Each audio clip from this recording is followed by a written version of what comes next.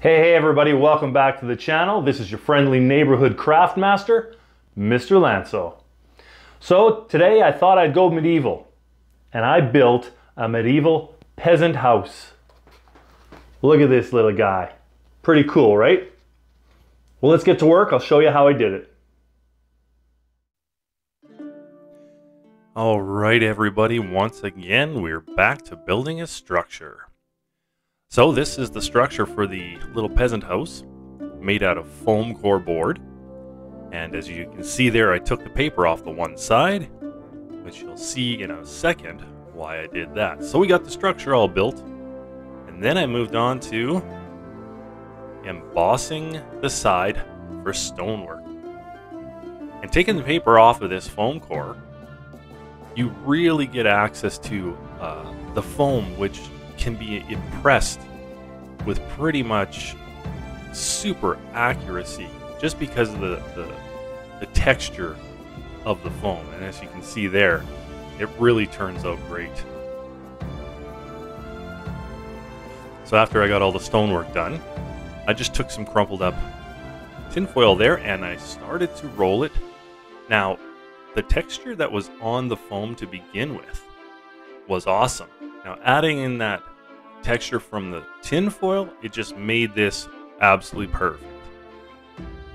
So after that was all done, I moved on to cutting some XPS foam and started to make some wood grain in there. So these are going to be timbers for the sides of the little peasant house. So after I got all the wood grain in there, I cut it out into a corner piece, as you can see there, and then dry fitted it on the corner of the house. Now what I'm going to do here is I'm going to cut a little bit of the walls so that corner piece will fit perfectly.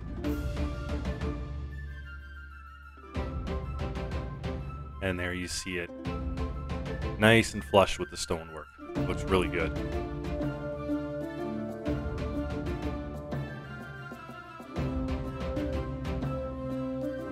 So after that was done, I went in and I started cutting out spaces for the door and the windows. So I did about 3 windows here total, 1 in the front and then 2 in the sides. And as you can see there, that is actually a resin, UV resin window that I made a mold of.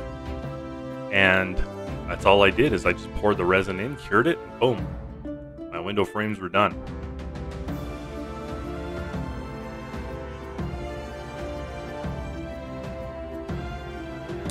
So now as you can see, all I'm doing is I'm putting the framing around the door.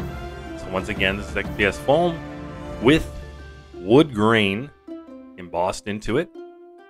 And just put a little bit of tacky glue on the side, on the end of it, and put it on the house. And they look really, really good.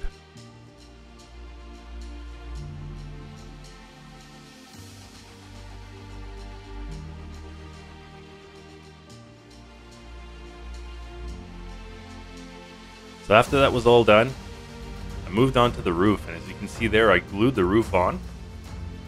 Just simple foam core, cut it up, decided on the angle that I wanted, and hot glued it in place. Looking great already.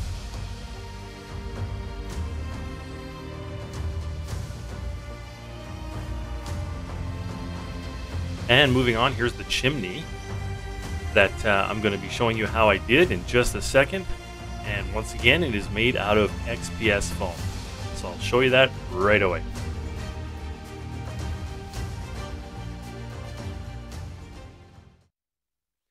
Are you tired of snow shovels not made for Canadian winters? Small, cheap, and ineffective? The wrong tool for the job, causing horrendous and life-altering injuries. Well, worry no more. Introducing the Light brand snow shovel, technologically built for the harsh Canadian winters. Easy to use and sturdy enough for a Canuck. Light brand, the only true Canadian shovel.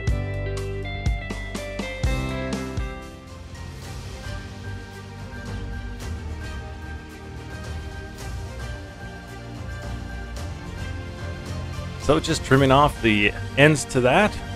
Boom. Look at that. Done already. So as you can see, I cut the inside, the very top, and I cut a peak so it'll fit perfectly on the edge of that house. So just going to use a little bit of hot glue, and it's going to fix it to the house itself.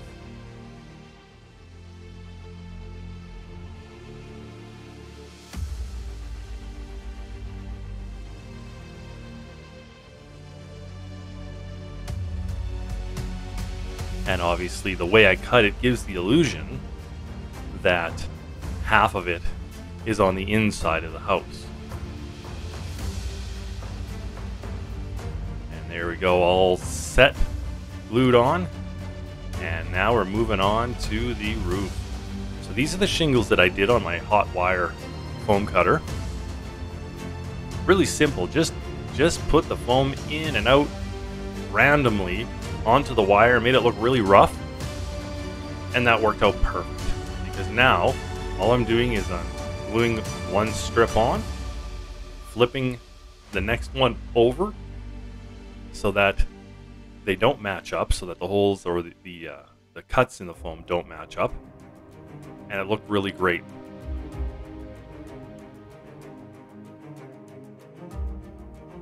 And just a little bit of tacky glue on a paintbrush.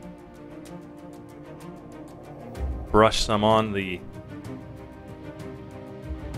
shingle there, and then add another one.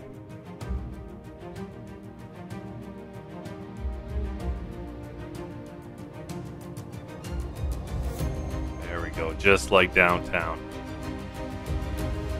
And that's all I did. Kept going the whole way up, and on the other side. Back and forth, flipping each individual shingle over so they didn't match up. And then I took my tweezers and I embossed a bunch of lines on those shingles so it looked like wood shingles. Turned out really good. And the final step to the roof, as far as construction goes, is I'm gluing on a large wooden beam.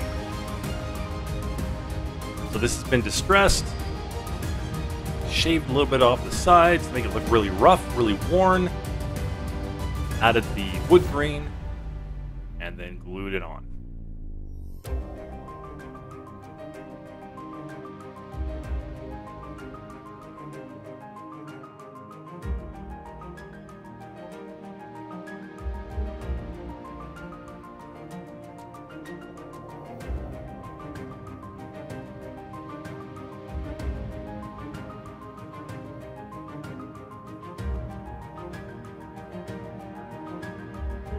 So I decided later that I was going to add a little bit more wood to this structure. So I shaved out a piece in the middle of the upper roof there, upper side wall, and added another beam just to give it a little bit more uniqueness, I guess you could say, to the project. And I thought it really turned out good. I was happy I did that. So moving on, after all that was done, I made a mixture of brown paint and Mod Podge and went over the whole thing to give it some strength and also another surface to paint on when I get to the painting.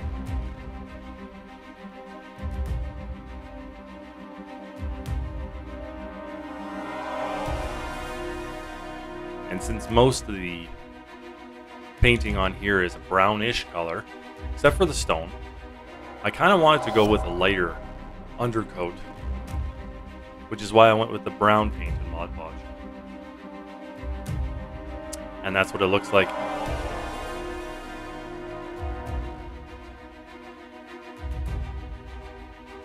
So here, I'm gluing on the window shutters. Decided this at a later time. I wasn't originally going to do this, and I thought, you know what, I really want this project to have a little bit more interest. I want it to have some more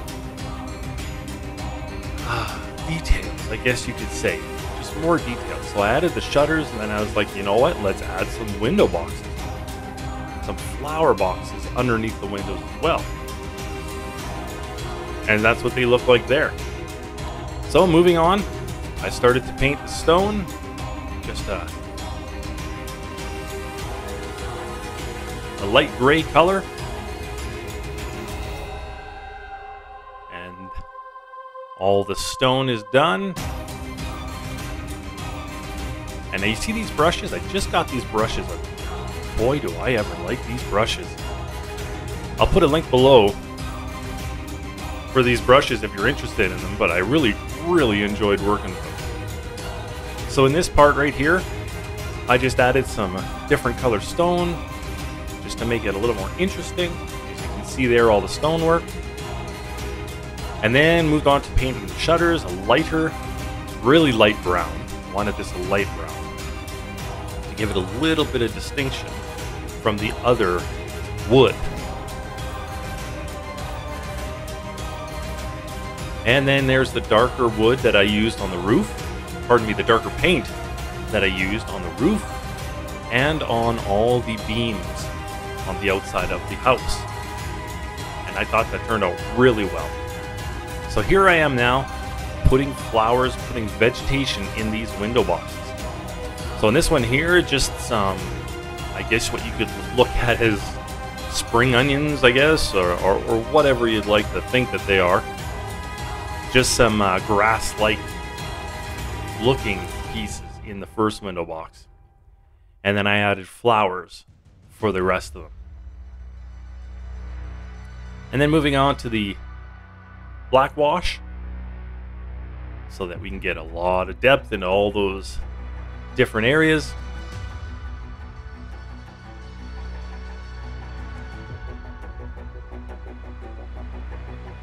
And there's the black washed product all done.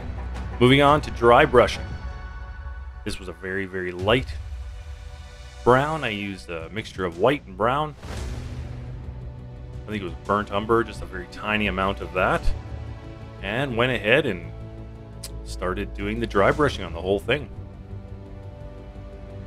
Now I thought, again, because I wanted more detail, I was done with the house and I thought I was done with the project. And then I decided, nope, more. It needs more.